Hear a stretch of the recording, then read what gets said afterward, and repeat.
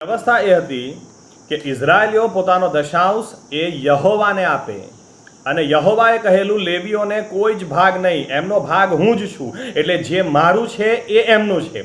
એટલે યહોવા ઈશ્વર પોતે એનો ભાગ દશાંશ એ લેવીઓને આપે. વાંચજો બહુ સારી રીતે ગણના 18મો અધ્યાય 8મી કલમથી 20મી કલમ. પણ સિમ્પલ રીતે સમજવા જઈએ તો આ રીતની વ્યવસ્થા કે લેવીઓ એ ઇઝરાયલીઓની આત્મિક જરૂરિયાતોની કાળજી લે અને ઇઝરાયલીઓ પોતાના દશાંશ દ્વારા લેવીઓની દુનિયાવી કાળજી લે. એમને પણ કુટુંબ છે, એમને પણ પોતાનું ઘર ચલાવવાનું છે. પણ યાદ રાખીએ, કદી પણ કોઈ વ્યક્તિ દશાંશ કોઈ વ્યક્તિને આપતું નથી, કેમ કે કોઈ વ્યક્તિ તમને બદલો આપી શકવાનું નથી. દશાંશ યહોવાનો છે, માટે યહોવાને આપવાનો. એણે વચન આપ્યું છે, મને આપશો તો હું આકાશના બારી બારણા ખોલી નાખીને એટલો બદલો પાછો વાળી આપીશ કે તમે સમાઈ નહીં શકો. એટલે એનાથી બીજો એક પ્રશ્ન, બીજો એક ખુલાસો, તમારો દશાંશ કોને જવો જોઈએ, કઈ જગ્યાએ જવો જોઈએ? મેં શું કીધું? વ્યવસ્થા શું હતી? જે જગ્યાએ લેવીઓની જવાબદારી ઇઝરાયલીઓની આત્મિક જવાબદારી સંતોષે, આત્મિક જરૂરિયાતો સંતોષે, એની સાથે ઇઝરાયલો કેવી રીતે જોડાયેલા રહે, પોતાના દશાંશ દ્વારા એ લોકો ઈશ્વરની હજુરમાં દશાંશ લાવવા દ્વારા એ લેવીઓની જરૂરિયાતો સંતોષે. એટલે સૌથી પહેલા ઇમ્પોર્ટન્ટ બાબત, દશાંશ કઈ જગ્યાએ આપણો જવો જોઈએ જ્યાંથી આપણી આત્મિક જરૂરિયાતો સંતોષાતી હોય. બીજી રીતે કહું તો જે લોકલ ચર્ચ સાથે, જે મંડળી સાથે આપણે જોડાયેલા હોઈએ. અહીંયા એક ઇમ્પોર્ટન્ટ બીજી પણ બાબત કહી દઉં. તમે જુઓ, ઘણા લોકો દશાંશ સાથે શું કરે છે, દશાંશને દાખલા તરીકે 10,000 રૂપિયા આવક છે તો 1,000 રૂપિયા અલગ કરશે, પછી શું કરશે, 200 રૂપિયા આ સેવકને આપ્યા, 200 રૂપિયા પેલા સેવકને આપ્યા, 500 રૂપિયાની જરૂર આમને હતી એટલે આમને આપ્યા. દશાંશ એ રીતે આપણે કરી શકીએ નહીં, કારણ કે બાઇબલ એમ કે છે દશાંશ યહોવાનો છે. હવે યહોવાનો છે, જે નાણાં આપણા છે જ નહીં, 10,000 માંથી 1,000 રૂપિયા આપણા છે જ નહીં, તો આપણે કેવી રીતે નિર્ણય લઈ શકીએ કે મારે 200 રૂપિયા કોને આપવાના અને 500 રૂપિયા કોને આપવાના? જે નાણાં આપણા છે જ નહીં. તમે 9,000 પર નિર્ણય લઈ શકો, પણ 1,000 રૂપિયા પર તમે નિર્ણય લઈ શકો જ નહીં, એ તમારા છે જ નહીં. અત્યારે તમારા ખિસ્સામાં જેટલા પૈસા હોય એના માટે હું કેવી રીતે નિર્ણય લઈ શકું? મારા ખિસ્સામાં જે પૈસા હોય તમે કેવી રીતે નિર્ણય લઈ શકો? તમારા છે જ નહીં. તમારા પાસે જે છે મારા છે જ નહીં, હું કેવી રીતે નિર્ણય લઈ શકું? દશાંશ યહોવાનો છે, દશાંશ યહોવાનો છે, એની પર આપણે નિર્ણય લઈ જ શકતા નથી. આપણે વચનમાં જોવાનું છે કે જે નાણાં યહોવાના છે એ મારે કેવી રીતે આપવાના. તો વ્યવસ્થા એ છે, જે ઈશ્વરનું છે એ ઈશ્વરનું આપો. એ કેવી રીતે આપશો? એટલે પાયો આપી દીધો. જ્યાં આપણી આત્મિક જરૂરિયાતો સંતોષાતી હોય ત્યાં. અને એટલા માટે દરેક વ્યક્તિએ, દરેક તારણ પામેલા વ્યક્તિએ, તમે દુનિયાના કોઈ બી ખૂણે રહેતા હોય ત્યાં તમારે એક લોકલ ચર્ચ શોધી જ કાઢવાનું, એક લોકલ પાળક શોધી કાઢવાના કે જેની આધીનતામાં તમે રહો, જ્યાંથી તમને આત્મિક ખોરાક મળે અને જ્યાંથી તમારા માટે પ્રાર્થનાઓ થાય. યાદ રાખજો, આ એટલા માટે બી કહી દઉં છું, તમારો કોઈનો બી દશાંશ મને કદી બી મોકલતા નહીં. મારા ચર્ચના લોકો જે મને ઈશ્વરે સોંપ્યા છે, જે મારા ઘેટા છે, હું જેમની આત્મિક કાળજી લઉં છું, એ મારી જરૂરિયાતોની કાળજી ઈશ્વરના વચન પ્રમાણે લે છે. કેમ આ રીતે કહું છું? તમે યુટ્યુબ પર વિડીયો જોઈને મને ઓળખી શકો, પણ હું તમને ઓળખતો નથી. એટલે લોકલ ચર્ચ, તમે જ્યાં બી રહેતા હોય ત્યાં આત્મિક મંડળી હશે જ, એ શોધી કાઢવાની, એની અંદર જતા થઈ જવાનું, ત્યાંથી આત્મિક ખોરાક ખાતા થઈ જવાનું અને તમારો દશાંશ ત્યાં આપવાનો. ઈશ્વરની વ્યવસ્થા એ હતી કે લેવીય કોઈ બી ખૂણામાં, ખાલી યરુશાલેમમાં નહીં, સારી રીતે વાંચો, કોઈ પણ જગ્યાએ હોય, પણ એને તમે ધ્યાનમાં લો. એને તમે કેવી રીતે ધ્યાનમાં લેશો? સૌથી પહેલા તમારો દશાંશ ત્યાં લઈ જઈને મૂકો. એ તમારા આત્મિક જીવનની જવાબદારી લે અને તમે તેના દુનિયાવી જીવનની જવાબદારી તમારા દશાંશના દ્વારા લો. અને ઈશ્વરને આ એટલું બધું ગમે છે, જે તમારા આત્માની કાળજી લે ને, ઈશ્વરને એટલું બધું ગમે છે કે ઈશ્વર એમ કે છે કે તમે જે તમારા આત્માની કાળજી લે છે એના માટે તમે કશું કરશો, એના માટે વચન પ્રમાણે તમે તમારો 10% અલગ કરશો. આકાશના બારી બારણા ખોલી નાખીને એટલું બધું આપીશ, એટલું બધું આપીશ કે તમે સમાઈ નહીં શકો. અને એટલે હજુ સુધી આપણે એવું કોઈ લોકલ ચર્ચ શોધ્યું ના હોય, શોધી કાઢજો. એવા લોકલ પાળક શોધી કાઢજો. બાઇબલ એમ કહે છે સ્વર્ગમાં દૂતો કબૂલ કરે છે, આખી પૃથ્વી તેના ગૌરવથી ભરપૂર છે. ઈશ્વરે દુનિયાના દરેક ખૂણે આત્મિક મંડળી મૂકી જ હોય, વ્યવસ્થા મૂકી જ હોય. યાદ રાખજો, ચર્ચ બિલ્ડિંગો જોવા નહીં જતા, આ ચર્ચમાં કેટલી સંખ્યા છે જોવા નહીં જતા. ખાલી 2 જણા પણ હશે ને, ખાલી 2 જણા, બાઇબલ એમ કહે છે જો 2 જણા બી મારે નામે એકઠા મળે તો જુઓ હું તેમની મધ્ય હાજર છું. ખાલી 2 જણા હશે ને તો ચાલશે, 10 જણા ચાલશે, 1000 વ્યક્તિ એવા નહીં ચાલે કે જે તારણ પામેલા જ નથી, કેમ કે પ્રભુ ઈસુ ત્યાં જતા જ નથી. ત્યાં પાળકો આવતા હશે, બિશપો આવતા હશે, પણ પ્રભુ ઈસુ નથી આવતા. એ જ જગ્યાએ જાય છે જ્યાં 2 વ્યક્તિ કે 3 વ્યક્તિ એમને મળવા, એમના નામમાં એકઠા મળે. એટલે એવી જગ્યા શોધી કાઢો, એવી આત્મિક સંગતમાં જતા થઈ જાઓ, અને જ્યાં તમારી આત્મિક જરૂરિયાતો પૂરી થાય ત્યાં ઈશ્વરના વચન પ્રમાણે ત્યાં એ ભંડારમાં, એ જગ્યા પર તમારું દશાંશ લઈ જાઓ. એટલે નાણાં ઈશ્વરના છે, દશાંશ યહોવાનું છે, તો પછી એ નિર્ણય બી યહોવા જ લે, આપણે નહીં લેવાનો. અને યહોવાનો આ નિર્ણય છે.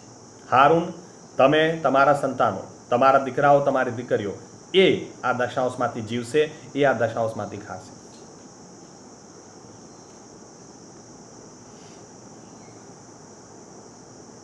ઘણું બધું કહી શકાય, પણ હું તમને બીજી એક બાબત કહું. ઘણા બધા લોકો એવો વિચાર કરે છે, મેં કીધું એટલે રિપીટ કરી દઉં, અમે તો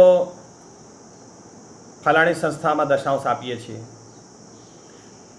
બેનીહિનને આપીએ છીએ, અમે તો જોઝફ પ્રિન્સ પર મોકલીએ છીએ, અમે ટીડી જેક સાહેબને મોકલીએ છીએ. એ તમે એમને ઓળખતા હશો યુટ્યુબ પર જોઈ જોઈને, એ તમને ઓળખતા નથી. એ તમારા ઘેટા પાળક નથી. એટલે એક આત્મિક ઘેટા પાળક શોધી કાઢવાના, એની નીચે એની આધીનતામાં આપણે વધતા જવાનું. એ આપણા આત્મિક જીવનની કાળજી લે, અને આપણે દશાંશ ઈશ્વરનો વચન પ્રમાણે દશાંશ ત્યાં જઈને આપણે મૂકવાનું.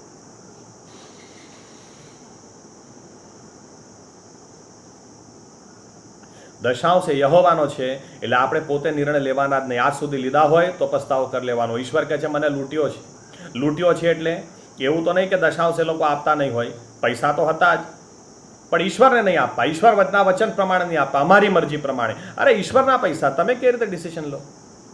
તમે કેવી રીતે નક્કી કરો મારા આ સંસ્થામાં આપવાના, પેલા કરવાના, ફલાણું કરવાનું, પેલા પાદરી સાહેબને 200 આલું, નાને 500 આલું? દશાંશ ઈશ્વરનું છે, દશાંશ યહોવાનું છે. આપણે ડિસિઝન લેવાનું જ નથી. મૂર્ખાઈ કહેવાય. આપણા નાણાં પર બીજું કોઈ ડિસિઝન લે તો આપણે લેવા દઈએ, એને જ લૂંટફાટ કહેવાય. અને અહીંયા એવા લોકો છે, ગમે તે કરો, તમે ગમે તે કરો, પણ એ દશાંશ નહીં આપે. હું વિશ્વાસીઓની વાત કરું છું. અને ઈશ્વર એમ કે છે તો આશીર્વાદ બી નહીં આપો. સિમ્પલ વાત.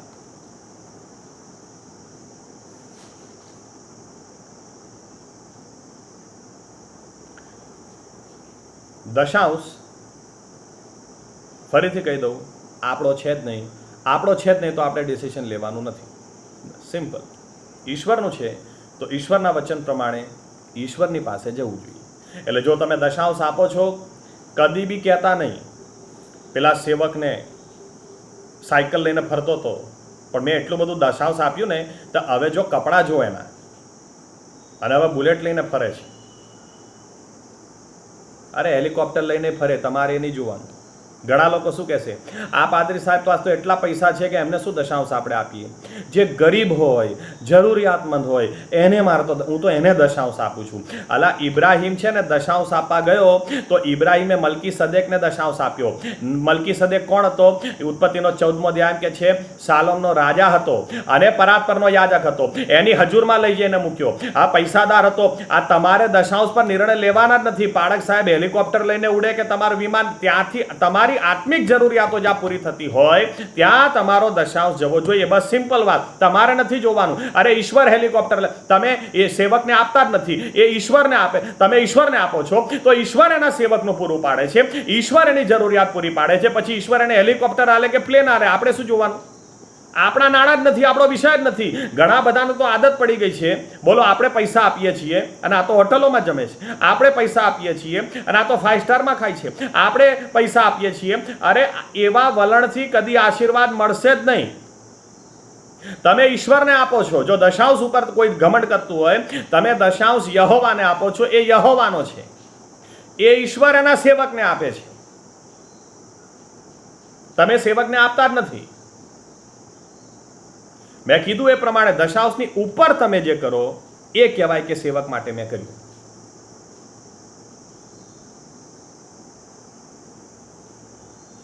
આવા લોકો છે.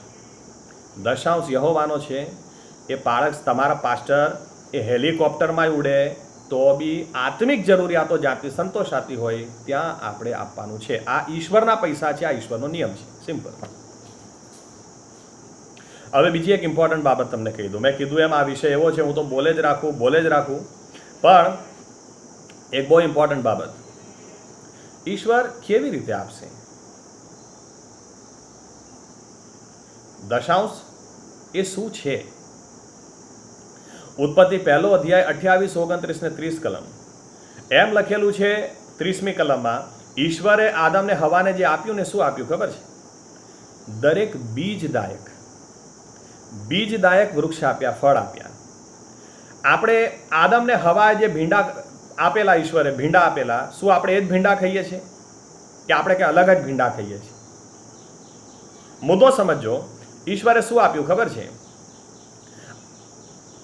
નાણાકીય સમૃદ્ધિની વાત આવે ને તો આ નિયમ સમજી લેજો. આપણે કેટલા પૈસાદાર બનીશું, આપણી પાસે કેટલો પૈસો હશે, એ ઈશ્વરના હાથમાં નથી. ગેરસમજ નહીં કરતા, એટલે કહું છું, ફરી સાંભળજો. એ આપણા હાથમાં છે. આજે ભીંડા છે કેમ? કેમ કે ભીંડામાં બી આપેલા ઈશ્વરે, તો એ બી દ્વારા બીજા ભીંડા ઉગાવતા ગયા. એદનવાડીમાં જે ભીંડા હતા, કે આદમને હવાએ જે ભીંડા ખાધા હશે એ ટાઈમે, એ ભીંડા આજે આપણે નથી ખાતા, પણ આપણે એ જ ભીંડાના બિયારણમાંથી બીજા ઉગાડેલા ભીંડા આપણે ખાઈએ છીએ. ભીંડા ખતમ નહીં થઈ ગયા. કેમ? કેમ કે માણસે એના બી દ્વારા બીજા ઉગાડ્યા. એટલે ઈશ્વરે બી આપ્યા, એવા ફળ આપ્યા કે જેમાં બી હતા. એ બી દ્વારા, એ બિયારણ દ્વારા આપણે કેટલા બધા ફળ, આપણે એક સફરજનને એક સફરજન તરીકે જોઈએ, પણ ઈશ્વર એના માટે એક સફરજનમાં વાડી તરીકે જોઈ શકે. કેમ કે એની અંદર બી આપેલા છે. એ બી દ્વારા કેટલા સફરજન ઉગાડી શકાય, અને એ વાડી દ્વારા આખી દુનિયામાં સફરજનો ઉગાડી શકાય. કેમ કે એટલા સફરજનની અંદર એટલા બી છે. એટલે આપણી પાસે જે દશાંશ છે, એ દશાંશ શું છે? એ દશાંશ એકચ્યુઅલી બી સમાન છે. ઈશ્વર કેમ કે છે કે હું એનો બદલો તમને આપીશ? કેમ કે બિયારણ છે, એ આપણે વાઈએ છીએ. આપણે દશાંશ કદી આપતા નથી, પણ એ વાઈએ છીએ. એ નાણાં વાવો છો, તમે જે વાવશો એ તમે લણશો. એટલે તમારી પાસે જેટલી પણ આવક છે, ખેડૂતને ખબર હોય છે કે આ વર્ષે જેટલી બી ફસલ થઈ, એમાંથી કમસે કમ 10% એ સાઈડમાં રાખે. કેમ કે આવતા વર્ષનું બિયારણ છે, એમાંથી બીજી ફસલ લેવાની છે. એટલે તમારી પાસે એક સફરજન હોય, એક સફરજનમાંથી એક વાડી તમે લઈ શકો, એક વાડીમાંથી દુનિયામાં પહોંચાડી શકાય એટલા સફરજનોની વાડીઓ ઊભી કરી શકાય. દશાંશ એ આ છે, એ બી છે. ભલે તમારી પાસે આજે તમે એમ કહો કે મારી આવક આજે 5000 રૂપિયા જ છે, તો એનો દશાંશ 500 રૂપિયા જ થાય. 500 રૂપિયા જ થાય છે મારતો દશાંશ. પણ એ 500 રૂપિયા બિયારણ છે, તમે વાવશો, એમાંથી તમને 5 લાખ મળશે. એનાથી 50,000 વાવશો, એનાથી તમને 5 કરોડ મળશે. તમારી પાસે જે છે એ બિયારણ છે. તમે જુઓ ઈશ્વરનું વચન શું કહે છે. 2 કોરિન્થી તમે જુઓ, 2 કોરિન્થી 9મો અધ્યાય. ઈશ્વર નાણાં આપે છે તો કેવી રીતે આપે છે? એ તમને સફરજન નહીં આપે, પણ સફરજન લેવાના માટે તમને એનું બિયારણ આપશે. એ બિયારણમાંથી તમે સફરજન મેળવો. એટલે મેં કીધું તમે કેટલા પૈસાદાર થશો એ તમારા હાથમાં છે. જે કૃપણતાથી વાવશે એ કૃપણતાથી લડશે, અને જે ઉદારતાથી વાવશે એ ઉદારતાથી લડશે. ઈશ્વરે આપણા હાથમાં મૂકેલું છે. આપણે જેટલું વાવીશું એ પ્રમાણે આપણે લડીશું. તમે જુઓ 2 કોરિન્થી 9મો અધ્યાય 10મી કલમ. હવે જે વાવનારને સારું બી તથા ખોરાકને સારું રોટલી પૂરા પાડે છે, તે તમારું વાવવાનું બીજ પૂરું પાડશે અને વધારશે. એટલે ઈશ્વર તમને સફરજન નહીં આલે, પણ વાવવા માટે બી આલશે. ઈશ્વર તમને 5 લાખ રૂપિયા નહીં આલે, પણ વાવવાને માટે પહેલા 500 રૂપિયા આલશે.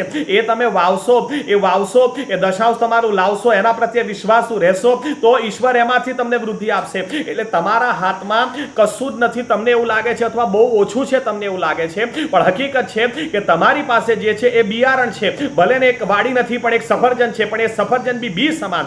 એ 500 રૂપિયા બી, 5000 માંથી 500 રૂપિયા બી તમે વિશ્વાસુપણે વાવશો, યોગ્ય જગ્યાએ તમે વાવશો, તો લણશો જ લણશો. ઉત્પત્તિ 8મો અધ્યાય 22મી કલમ કહે છે જ્યાં સુધી પૃથ્વી છે ત્યાં સુધી વાવવાનું ને લણવાનું ચાલુ જ રહેશે. ત્યાં સુધી જો તમે વાવશો તો તમે લણશો જ લણશો. કેમ કે ઈશ્વર એ બી આપે છે. એટલે તમને જે તમારા હાથમાં ભલે લાગતું હોય બહુ થોડું છે, પણ એમાંથી જ વાડીઓ અને વાડીઓની વાડીઓ ઉત્પન્ન થવાની ક્ષમતા છે. કેમ? કેમ કે એમાં બી છે. એ બી સમાન છે. ઈશ્વરે આદમને હવાને જે કંઈ આપ્યું એમાં બી આપ્યા, જેથી કરીને એ ઉગાડી શકે, એ ફરીથી મેળવી શકે. ભીંડા ફરીથી મેળવી શકાય, ગવાર ફરીથી મેળવી શકાય, સફરજન ફરીથી મેળવી શકાય. એટલે આપણી પાસે જે નાણાં છે એનો જે 10મો ભાગ છે, ઘણા એમાંય કહેશે પણ મારે તો દેવું જ એટલું છે, શું કરીએ, ક્યાંથી હું તો દશાંશ કાઢું? અરે પણ આપણું છે જ નહીં. એ 10મો ભાગ આપણો છે જ નહીં. જે આપણો છે જ નહીં એની પર આપણે હક કેવી રીતે કરી શકીએ? સિમ્પલ છે. વચન બીજો ઈશ્વર કેવું આપે છે તમે જુઓ. માલાખી 3જો અધ્યાય 10મી કલમ આપણે વાંચી, 11મી કલમ તમે જુઓ. 10મી કલમ કહે છે દશાંશો મારા ભંડારમાં લાવશો, એના બદલામાં એટલું બધું આપીશ કે તમે સમાઈ નહીં શકો. અને પછી 11મી કલમ એમ કહે છે વળી તમારી ખાતર હું ખાઈ જનારને ધમકાવીશ અને તે તમારી જમીનની ઉપજનો નાશ કરશે નહીં, અને ખેતરમાં તમારા દ્રાક્ષા વેલાઓના ફળ અકાળે ખરી પડશે નહીં, એવું સૈન્યનો દેવ યહોવા કહે છે. કહેવાનો મતલબ એ કે તમારે એક નોકરી છે, એ નોકરીમાં 10,000 પગાર છે, એમાંથી તમે 1,000 રૂપિયા દશાંશ લાવો છો, તમે ઈશ્વરને 10,000 નથી આલતા, 1,000 જ આલો છો, તો ઈશ્વર એમ વચન આપે છે કે 1,000 તમે મારી પાસે લાવશો ને એ 1,000ના બદલામાં હું એટલું બધું તમને પાછું વાળી આપીશ કે તમે સમાઈ નહીં શકો. પણ એની સાથે બીજી બોનસ ગેરંટી, તમે જે નોકરીમાંથી લાયા, 11મી કલમ કે છે જે ઉપજમાંથી, જે ખેતરમાંથી, જે નોકરીમાંથી એ દશાંશ લાયા, એ નોકરી પણ હું સાચવીશ. શેતાનને હાથ બી નહીં લગાડવા દઉં એ નોકરીને. કેટલી જબરજસ્ત ગેરંટી, કેટલો બધો આશીર્વાદ. જેણે પણ આ વચન પ્રમાણે પગલાં ભર્યા છે ને એ કદી નુકસાનમાં ગયો જ નથી. હું તમને કેટલી સાક્ષી આપી શકું, કેટલું બધું કહી શકું આના વિશે. પણ હું એમ કહી શકું, જ્યારે ઈશ્વર એમ કે છે પારખું તો લઈ જુઓ, લઈ તો જુઓ, પારખું તો લઈ જુઓ. ઈશ્વર વચન આપે છે, એ સાબિત કરી બતાડશે. આ ઈશ્વરનું વચન છે, આ ઈશ્વરની વ્યવસ્થા છે. પણ એક લાસ્ટ અને ઇમ્પોર્ટન્ટ બાબત તમને કહું. ઘણા લોકોને વાવતા આવડે છે પણ એ લોકોને તકલીફ છે, દશાંશ અમે આપીએ છીએ. મારે હજુ ઘણું કહેવું છે, હું કાલે કહીશ, પણ આજે આ એક પોઈન્ટથી પૂરું કરીશ. લણતા નથી આવડતું. ખેડૂતને બંને બાબત આવડવી જોઈએ. એ જમીન ખેડે, પોચી કરે, વરસાદ પડે પોચી થાય, બી વાવે. પણ બી વાવે એટલે વાત ખતમ નહીં થઈ જતી. ઘણા લોકોને માટે દશાંશ આપી દીધું એટલે વાત ખતમ થઈ ગઈ. ના ના, ખતમ. હજુ તો દાણો વાયો, હવે ફસલ લણવાની છે. અને અહીંયા એક બહુ જ ઇમ્પોર્ટન્ટ બાબત, પુષ્કળ પ્રાર્થના મારો. દશાંશ તમે આપી દીધો એટલે કોઈક ચાવી તાળે લાગી ગઈ, કોઈ તાળું ખોલી નાખ્યું. ઘણા લોકો એની તરફ ધ્યાન નથી આપતા. જે દશાંશ આપે છે, મેં આજ સુધી એક માણસ એવો નથી જોયો, મારા અનુભવમાં ઘણા જોયા, એક માણસ એવો નથી જોયો જે નુકસાનમાં ગયો હોય. આશીર્વાદો થાય, આ મળે જ, ચમત્કારો મળે જ. પણ વાવનારને એ પણ ખબર હોય કે લણવું કેવી રીતે અથવા ક્યારે લણવું. એક ઉદાહરણ આપું. ઈશ્વર એમ કે છે આકાશના બારી બાણા ખોલી નાખીને આપીશ, એટલું બધું આપીશ કે તમે સમાઈ નહીં શકો. પૈસા આપશે ઈશ્વર? પૈસા આપશે? નહીં આપે. કેમ કે ઈશ્વર પાસે પૈસા જ નથી. કૂવામાં હોય તો હવાડામાં આવે, એની પાસે છે જ નહીં તો ક્યાંથી આપશે? ઈશ્વર પાસે તમે કાર માંગો છો, કાર છે ઈશ્વર પાસે? છે જ નહીં. ઈશ્વર પોતે કારમાં નહીં ફરતા, તમને ક્યાંથી આપે? ઈશ્વર પાસે કાર નથી. એટલે ઈશ્વર પાસે જે છે ને એ આપે. શું ઈશ્વર પાસે શું છે? ઈશ્વર પાસે આઈડિયા છે. મૂસા જાય કે પ્રભુ લોકો તરસ્યા થયા છે, કઈ વાંધો નહીં, જા પેલા ખડકને જઈને લાકડી માર. એટલે લાકડી મારે તો એમાંથી પાણી નીકળે. ઈશ્વર પાસે આઈડિયા છે, દિશા છે, આ કર એટલે એમાંથી તને બદલો મળશે. લાલ સમુદ્ર આગળ શું કરું પ્રભુ, લાકડી ધરીને ઉભો રહે અને પછી રસ્તો ઈશ્વરે કાઢી આપ્યો. એટલે ઈશ્વર પાસે હંમેશા માર્ગદર્શન છે, સૂચન છે, દોરવણી છે. ઈશ્વર પાસે આઈડિયાઓ છે. એટલે જ્યારે ઈશ્વર પાસેથી આઈડિયા મેળવી કેવી રીતે શકાય, સતત પ્રાર્થનામાં રહો. તમે જ્યારે દશાંશ આપો એના પછી તો પ્રાર્થના વધી જવી જોઈએ. અમુક લોકો બિંદાસ થઈ જાય. ખેડૂતને ખબર છે દાણા વાયા પછી બિંદાસ નહીં થવાય. દાણા વાયા પછી તો ધ્યાન ત્યાં જ હોય, કેમ કે દાણામાંથી ફસલ મેળવવાની છે. અને એટલે દશાંશ આપો એટલે વાત પતી નહીં જતું. દશાંશ આપો ત્યાંથી વાત શરૂ થઈ. હવે પ્રાર્થનામાં રહો, વધારે ઈશ્વરની નજદીક જાઓ તો ઈશ્વરનો આત્મા તમને દોરશે, ચલાવશે. તમને ખબર પડશે કે શું કહી રહ્યો છે, શું કરવાનું છે. સાક્ષી આપું, એક ઉદાહરણ આપું. એક માણસ સખત દેવામાં, પણ એ જ દરમિયાન એ તારણ પામ્યો અને પછી ચર્ચમાં જ એક છોકરી સાથે એના લગ્ન થયા. પણ બંનેનું દેવું એટલું બધું હતું કે એ લોકો પહોંચી નતા વળી શકતા અને દર મહિને દેવું વધતું જાય. પણ નક્કી કરેલું કે ના, હવે આપણને ખબર પડી છે તો આપણે ઈશ્વરને વિશ્વાસુ રહેવાનું જ છે. અને ગમે તે થાય, ભલે દેવું છે પણ આપણે દશાંશ આપવાનો એટલે આપવાનો. એટલે બંને જણાએ પોતાનો દશાંશ આપવાનો ચાલુ કરી દીધો. એક દિવસ એવો આવ્યો કે જ્યારે હસબન્ડને રજા હતી, વાઈફને નોકરી ચાલુ હતી. એટલે ચર્ચમાં ગયો હસબન્ડ, એણે દશાંશ મૂક્યું અને ત્યાર પછી એ પોતાની વાઈફને લેવા જઈ રહેલો. હવે રસ્તા પર ચાલીને જતો તો એકદમ ઈશ્વરનો અવાજ એણે સાંભળ્યો, સામે જા અને પેલી દુકાનમાંથી તારી પત્ની માટે ગુલાબ લઈ જા.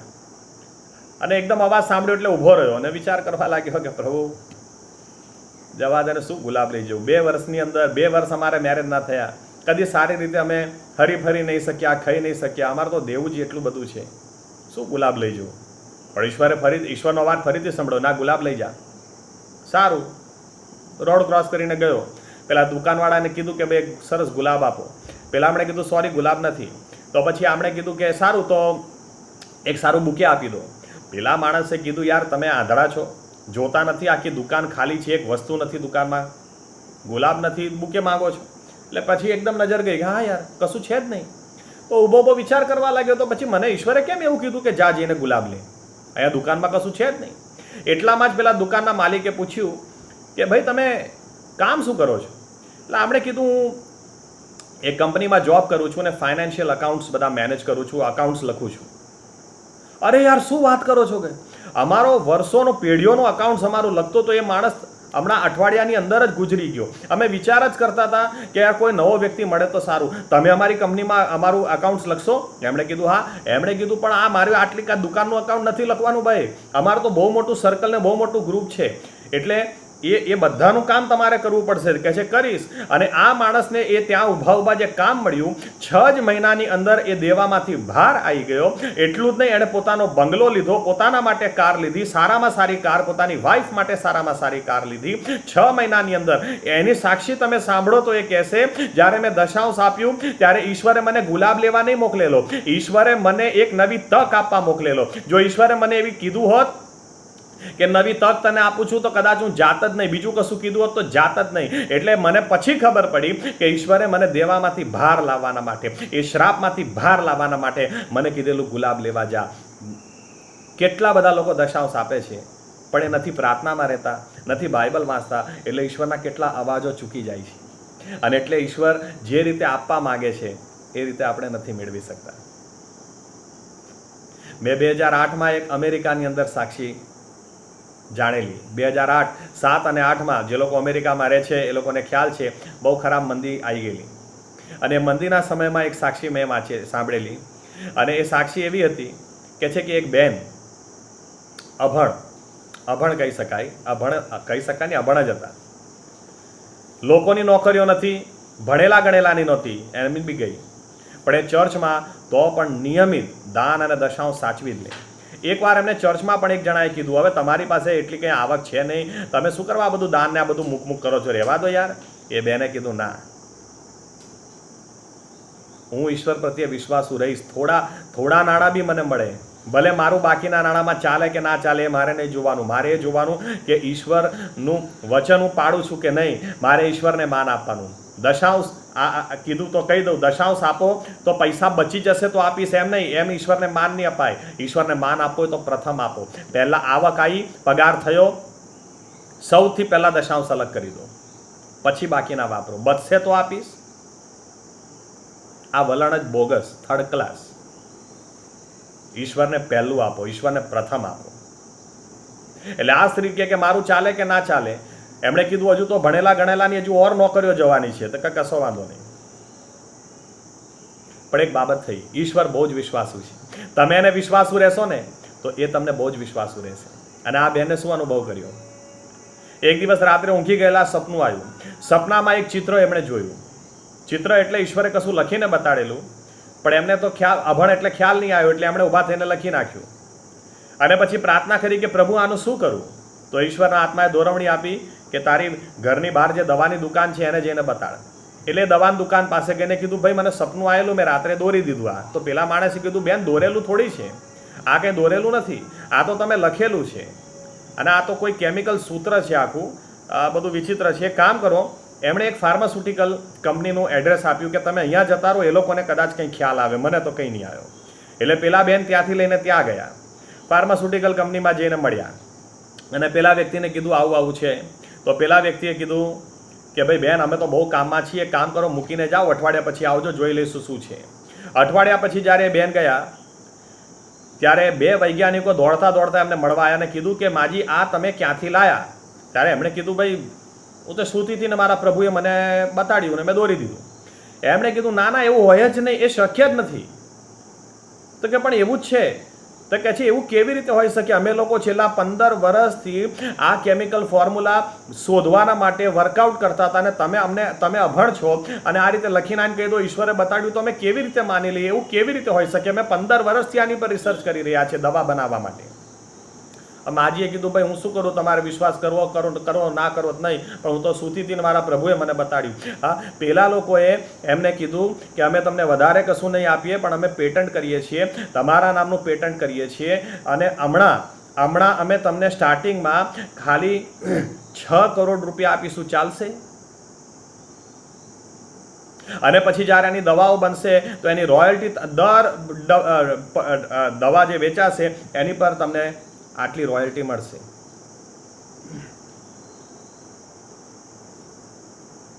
ઈશ્વર કેવી રીતે આપે છે? એ જ 2008નો દાખલો છે, અમેરિકાનો મંદીનો દાખલો છે.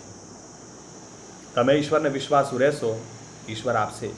તમે સમાઈ નહીં શકો. થોડા વખત પછી ફરી પાછું સપનું આવ્યું. હું લાગે છે ભૂલ કરી રહ્યો છું, 6 કરોડ નહીં 60 કરોડ આપેલા, મને યાદ નથી રહ્યું, સોરી. આપણે ઓછી જ રકમ પકડીએ, 6 કરોડ. થોડા જ વખતમાં બીજું સપનું આવ્યું, ડાયરેક્ટ પહોંચી ગયા કંપનીમાં. અને પેલા લોકોએ જોઈને કીધું માજી અઠવાડિયા પછી કહીએ છીએ.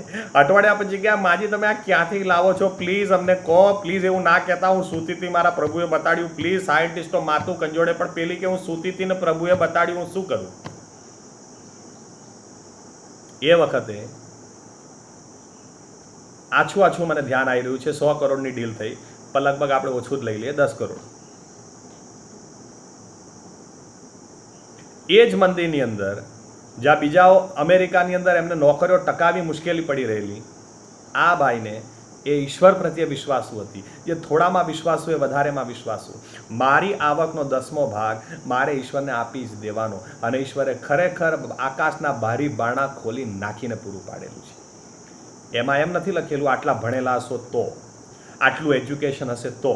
ઈશ્વરને વિશ્વાસુ રહો, પારખું તો કરી જુઓ, આકાશના બારી બારણા ખોલીને આપીશ, એવું આપીશ કે તમે સમાઈ નહીં શકો. પારખું તો કરી જુઓ, કરી જુઓ. ઈશ્વર કહે છે ને, કરી તો જુઓ. એના વચન પ્રમાણે આવકનો 10મો ભાગ ક્યાં જવો જોઈએ?